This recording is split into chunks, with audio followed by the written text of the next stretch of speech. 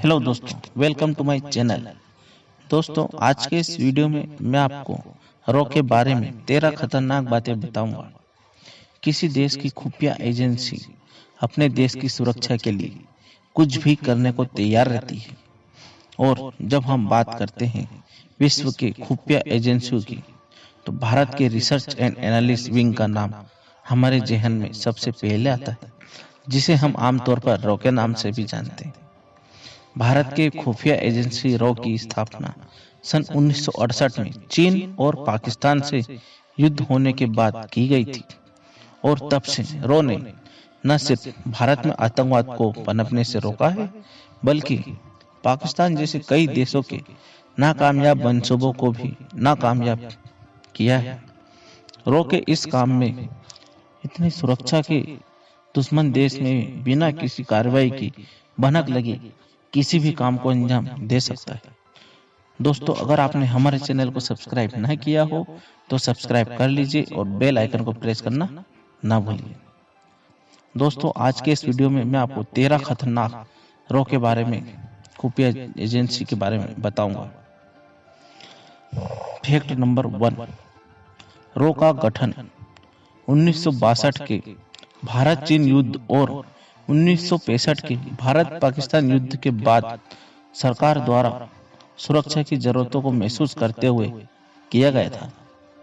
Fact number 2, raw पर आप RTI नहीं डाल सकते, क्योंकि सुरक्षा के लिए इसे सूचना के अधिकार कानून से बाहर रखा गया है। फैक्ट नंबर 3, रॉ के प्रमुखों को प्रधानमंत्री का असली राष्ट्रीय सुरक्षा सलाहकार माना जाता है और रॉ सीधे तौर पर प्रधानमंत्री को रिपोर्ट करते हैं। फैक्ट नंबर 4, निसंदेह यह एजेंसी दुश्मन देश में बिना किसी कार्रवाई की भनक लगे किसी भी कारनामे को अंजाम दे सकती है। फैक्ट नंबर 5, आप खुद होकर रॉ में भर्ती नहीं हो सकते जब तक ये खुफिया एजेंसी खुद होकर आपके पास ना पहुंचे। फैक्ट नंबर 6, एक रॉ एजेंट का राज किसी को भी नहीं मालूम होता, यहाँ तक कि उसकी पत्नी को भी मालूम नहीं होता कि उसका पति रॉ एजेंट है, और रॉ एजेंट का राज उसकी मौत के साथ ही दफन हो जाता है। फैक्ट नंबर 7, रॉ में भर्ती होने के लिए आपकी नागरिकता भारतीय होनी चाहिए। इसके अलावा किसी भी दबाव वाली स्थिति में आत्मविश्वास से काम लेने वाला व्यक्ति ही रॉ एजेंट बन सकता है।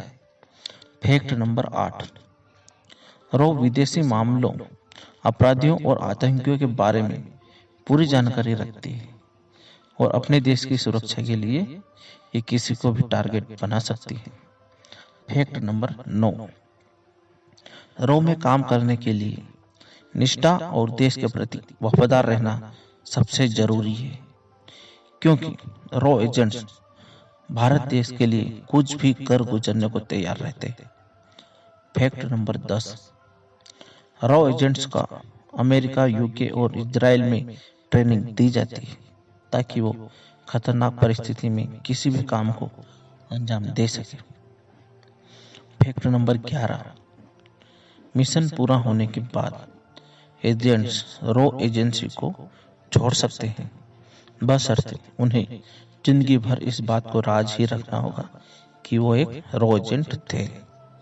फैक्ट नंबर 12, दूसरे देश में जाकर वहां का नागरिक बनकर खुफिया जानकारी निकालना अपने आप में ही बहुत ही जोखिम भरा होता है, और कभी किसी खतरनाक मिशन पर जाने पर कई सालों तक इनके परिवार वालों को भी नहीं पता होता है कि ये कहाँ है। फैक्ट नंबर 13, अगर कोई एजेंट जासूसी करते हुए किसी भी देश में पकड़ा जाता है तो अपने देश की सरकार उसकी कोई भी सहायता नहीं करती, और इस तरह से देश के लिए कुर्बानी देने वालों को मरने के बाद अपने ही देश की मिट्टी तक नसीब नहीं होती। भारत ही नहीं बल्कि दुनिया के किसी भी देश के जासूस का दुश्मन देश में पकड़े जाने पर यही हश्र होता है। दोस्तों, आपको वीडियो कैसा लगा कमेंट में ज़रूर बताएं। अगर आपने हमारे चैनल को सब्सक्राइब ना किया हो तो सब्सक्राइब कर लीजिए और बेल आइकन को प्रेस जरूर कर दीजिए। धन्यवाद।